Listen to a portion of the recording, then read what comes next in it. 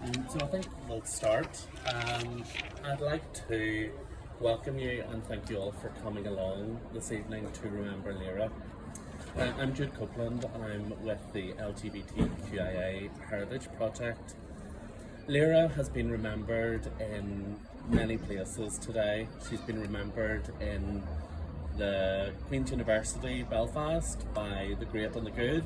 She's been remembered in the Guildhall by our local musicians, and she's been remembered in the hearts and minds of so many other people who knew her online and in real life. Where are we gathering? In the back street of North Belfast, and we're talking about Lyra's too short life. It's 4 years from Lyra's death, and it's difficult to think about her as history. She isn't, because she lives on with so many of us. Lyra was radical. She saw things as they were, but also dreamt about how they could be. She grew up in North Belfast and she dreamed of being a journalist, of being a writer, of a better world. She had skill and potential and vision. Forbes called her one of the top 30 under 30. An Irish Times journalist, Martin Doyle, the Irish Times, the newspaper of record, called her one of the best rising stars of writing, one of the best rising stars of Irish writing. She was a storyteller. She looked back and she told her own story. She told her own story. Thomas Spence and John Rogers were her lost boys, and she told their stories. She looked forward, and as a radical, she believed it gets better. That young LGBT people deserve better lives, deserve to live, and not live facing hate or discrimination or die by suicide. Don't tell me there's no hope, she said, because for some of us, that's all there is. Lyra has touched so many of us, whether we knew her in real life, or online, or through her writings. We want her family and her friends to know how much she means to us, and for that to be a comfort to them. I was walking around here this evening and bumped into 3 friends who asked me where I was going. They'd never met Lyra, they're not gay, they don't have the benefit of being from North Belfast, but they knew who Lyra was, and they knew her impact, and they knew how special she was. I contemplated giving up activism, and because it was too hard on me and too hard on my relationships. Then something really special happened. I was researching a murder of a gay man and his brother in Belfast, and I found out that Lyra had been researching the same people. These same people who had been forgotten through the mists of time and who weren't remembered. She had been doing that before she died. Everything changed whenever I found out about that, and I did even more. She inspired me to do more. Lyra wanted to tell stories, and the stories of the 2 men, the 2 North Belfast men, Anthony McLeave and Sammy McLeave, who are no longer with us. Lyra started telling their stories. Then I picked up their stories, and now the Heritage Project remembers their stories every time we do a history tour. So lots of people are hearing about Lyra's work. Her friend Susan wrote at the time, and it stays true, "Let no one say Lyra was killed in the name of Irish freedom. Lyra was Irish freedom. Freedom of ideas, freedom of love, freedom to be who you are." So some people here today are going to read bits of Lyra's writing and some thoughts on Lyra, and the first person up is Grania. Hello, I'm Brenda Starr. I'm with the LGBT Heritage Project. And like Jude said, Lyra was an amazing person. And I watched her film twice, one with a friend of mine and another recently with my partner. And just one of the things that struck me about the film was she said that her granny had bought her the Harry Potter stories for when she was quite young. And she said it was the only thing that kept her quiet and she stopped writing. So here are some of the things she liked to talk about with her friends and family and the wider community. Conversations people have on campuses. They're amazing. I wonder how they would feel if they knew a journalist was sitting right beside them. I'm Mary Ellen Campbell. I work for the LGBTQIA+ Heritage Project. Our project is a combination from the Rainbow Project, Here Am I, and Carfend, and we're very kindly funded by the Heritage Veteran Fund. We pulled this event together this evening to remember Lyra in a small, dignified way. Lyra was the youngest child of Joan, a much-loved baby sister. Born in the Mater Hospital, North Belfast, her big sister Nicola gave her her mother's name. She grew up in Manor Street. She got her love of reading, as Granny has said, from her granny who introduced her and bought her Harry Potter books. She was very proud of being on the board of trustees of Headliners. Headliners was a youth group that helped Lyra get into writing. Typically of Lyra, she loved giving something back. In fact, when she published her first book, the profits went to another group who had helped her with research, Paper Trail. I spent a bit of time today going through some of our messages because she's my friend. Some made me laugh, especially the ones where we shared bad poetry, my poetry, inspiring writing, Lyra's, discussions about our families, Maria the Mad Cat, me teasing her about our wee niece Eva, her mum Joan, who she adored and was adored by. Some made me mad and discussed all sorts of social issues, none of the popular ones, because Lyra always fought for the underdogs or those with no voices.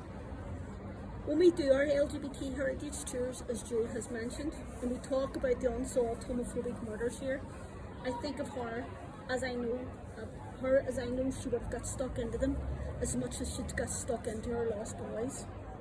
She would have championed them as much as she did the homeless or the abused. Some of the messages made me sad. One of our last ones was, "Coffee soon, lovely," knowing that that's now not going to happen. Lyra adored her family, especially her mummy Joan, who has also sadly passed. I wanted to read out this little tweet that still makes me laugh. April the 13th, 2019. I tweeted recently that I was worried my mother, a diabetic, would try to recruit a smuggler to bring her dairy milk. Turns out she learned she could order sweets from Amazon. My mummy is Pablo Escobar, or Pablo Chocolate Bar. Pick attached is a box filled with sweets. Want to finish off with a thank you all for attending. We're not finished yet, but I just want to say my thanks, and also to Lyra's family for allowing us to play this tribute. Thank you.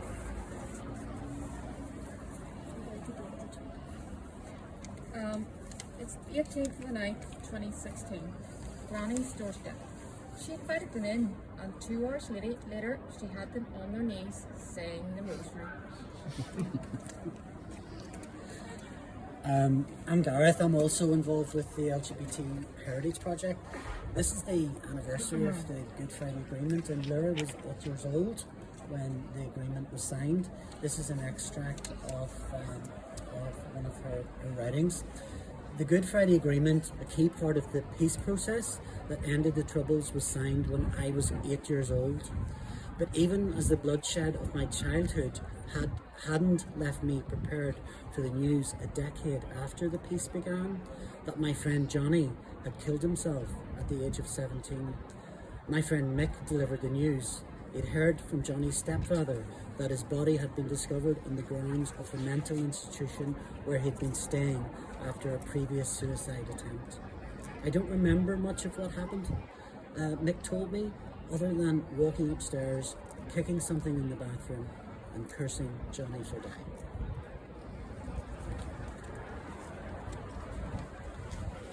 11th of 2016. On the off chance that person who just saw me from crashing my car by beeping, pouring at me is on Twitter. Thank you so much.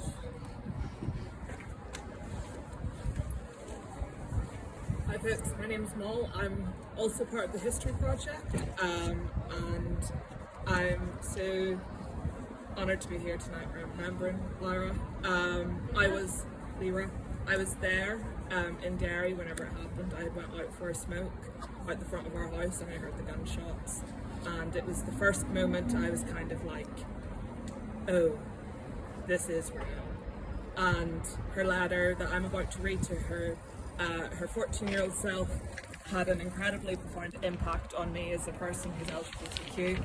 It's quoted on this mural, and I think it's a message that we all need to remember sometimes, and if I cry reading this, I do apologise. It's incredibly emotional for me, folks. Kid, it's gonna be okay. I know you're not feeling that way right now. You're sitting in school, the other kids are making fun of you. You told the wrong person you had a crush, and soon they will all know your secret. It's horrible. They make your life hell. They laugh at you, whisper about you, and call you names. It's not nice, and you can't ask an adult for help, because if you did that, you'd have to tell them the truth, and you can't do that. They can't even know your secret. Life is so hard right now. Every day you wake up wondering who else will find out your secret and hate you. It won't always be like this. It's going to get better. In a year's time, you're going to join a scheme that trains people your age to be journalists. I know the careers teacher suggested that as an option, and you said no because it sounded boring, and all you wanted to do was write. But go for it. For the first time in your life, you will feel like you're good at something useful. You'll have found your calling. You'll meet amazing people, and when bad times come again, FYI, your first girlfriend is not the one, and you will screw up that history exam. It will be journalism that helps you soldier on. In 2 years' time, you will leave school and go on to the local technical college. Don't worry, you're going to make friends. These will be your first real friends in semi-adulthood. The people who will answer your calls at 4 o'clock in the morning. In the years to come, you'll only keep in touch with Gavin and Johnny, but you'll remember the others fondly. When you're 17, you'll tell them your secret and they won't mind. It'll take courage, but you will do it. Gavin will become a Christian, and you will fear that he will hate you. But one afternoon, you'll receive a text message saying, "This changes nothing. You'll always be my friend." Accept him for what he is, as he has accepted you. You'll go on to university like you always planned to, but you'll drop out because it reminds you of school where people were cold and you had few friends.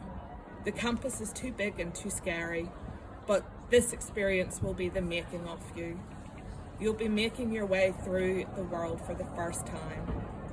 Through this, you'll meet people who will become your best friends. They'll help you replace all those bad memories with good ones. For the first time in your life, you will like yourself. 3 months before your 21st birthday, you will tell your mum the secret. You will be sobbing and shaking, and she will be frightened because she doesn't know what's wrong. Christmas will just be a couple of weeks away, and you will have to tell her because you've met someone you like, and you can't live you can't live with the guilt anymore. You can't get the words out, so she says it. Are you gay? And you will say, "Yes, Mummy, I'm so sorry." And instead of getting mad, she will reply, "Thank God you're not pregnant." You will crawl into her lap, sobbing as she holds you and tells you that you are her little girl, and how you could ever think that anything else would make her love you any less. You will feel like a prisoner who has given their freedom. You will remember all the good times, all the times you pleaded with God to help you because you were so afraid, because you were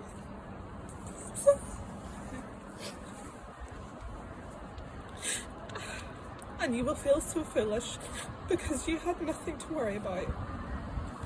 You will tell your siblings. No one will mind. Mary will hug you in the food court, in Castle Court, as you eat your KFC together, and tell you she's so proud. The others will joke about how they always knew. They will say some variations of, "I love you. I'm so proud of you." This doesn't change a thing. You will feel so lucky. You watched James get thrown out of his house after coming out to his parents. You were in Michael's house the night his mum said she would beat the gay out of him. You will feel guilty for being the lucky one and getting it easy in the end, even though you went through hell to get there. You will fall in love for the first time. You will have your heart broken for the first time, and you will feel like you might die of the pain. You won't. You will get over it. Right now you're wondering if you'll ever be normal. You are normal. There is nothing wrong with you. You are not going to hell. You did nothing to deserve that. Life will only get easier. Life will not only get easier, it will get so much better. You will walk down the street without fear. Teenage boys you've never met will not throw things at you and shout names. Your friends will be the best anyone could ask for. You will be invited to parties. You will have a social life. You will be loved.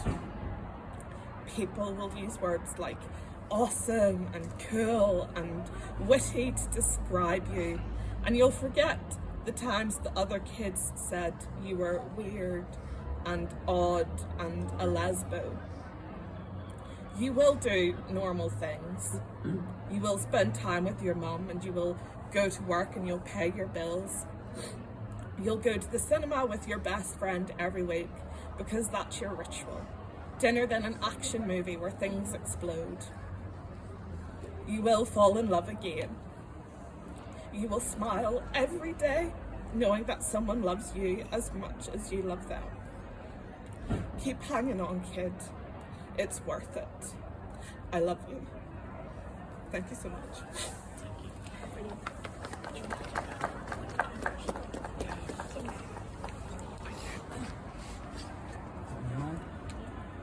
Next we're going to hear from Joe from the LGBTQIA Heritage Project. I never had the privilege to meet Lyra, and so it's a privilege to read out this message from a friend of hers who couldn't be here today, Suzanne. Lyra has been widely remembered in recent days by politicians, a former president and a former presidential candidate. She was honoured yesterday as a female trailblazer in the very opulent surroundings of the Great Hall in the Queen's University. But I know that it's this simple gathering here tonight on the street, an unpretentious event with her beloved family and friends present, which would be closest to her heart. Lyra was not an ivory tower journalist. She was always first, last, and everything in between of the people and for the people. Too many in the media really want to befriend those who walk the corridors of power. It gives them a sense of self-importance, not Lyra. It was ordinary citizens who mattered most to her, telling their stories and fighting their corner, highlighting the injustices they faced. That's what made her tick. It wasn't just a job to her, a profession, a career. It was her life. And sometimes it got her into trouble for it, like when she faced a vile and vicious Twitter backlash for trying to champion the cause of a homeless man in a city centre cafe whom she thought had been wronged. She was always impulsive, doing what she believed to be the right thing, regardless of the consequences for herself. Her acts of random kindness and consideration for so many people were endless. Lyra was someone who always had your back, who you could count on. She was the friend you knew you could ring at 4 a.m. and she'd answer and be there in a heartbeat if you needed help. She was a true trailblazer. She was an amazingly gifted writer, and she did all this while fulfilling responsibilities that nobody else I know in the journalistic world here has had to do. She produced the most perfect prose while also being the full-time carer for her disabled mum Joan. I wish Lyra was here to see how much she was loved and respected. I wish she was here for the tributes from Bill and Hilary and all the others, and I could slag her that she was in danger of selling out and becoming respectably mainstream. There was never any danger of that. She would always have remained on the side of the marginalised and dispossessed, authentic and incorruptible. Lyra was an everyday angel who was taken from us far too soon.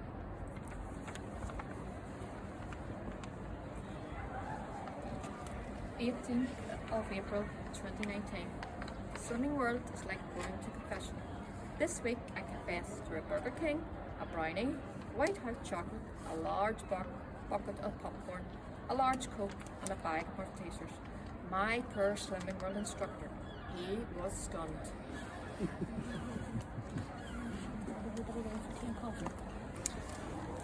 Thank you all for coming along today to North Belfast. One of Lyra's friends didn't feel strong enough to be here, but asked me to read out the 3 things that Lyra would want us to do today. So the 3 things that he thinks she would want us to do is to rededicate ourselves to peace building in our communities, in our homes, in our lives. The second thing is to stand with our trans siblings. And the third thing is don't let anyone tell us that we can't. So with those 3 to-do lists, I'd like to invite you round to the new Rainbow offices for a cup of tea or coffee and a chat and a cry and a bit of remembrance. Thank you so much for coming round. Thank you everybody for attending. And thank you to our speakers. Really, really appreciate it. As I said, this wasn't to be a big event, it was to be a small, dignified one. Pretty much like Lyra herself, small and dignified. But it's beautiful to see people watching us from their balconies and people coming out. And as I say, if you would like to come around for a cup of tea and coffee, you're most welcome, even the journalists. Thank you so much. There you go, Joe. That's still going. That's still going.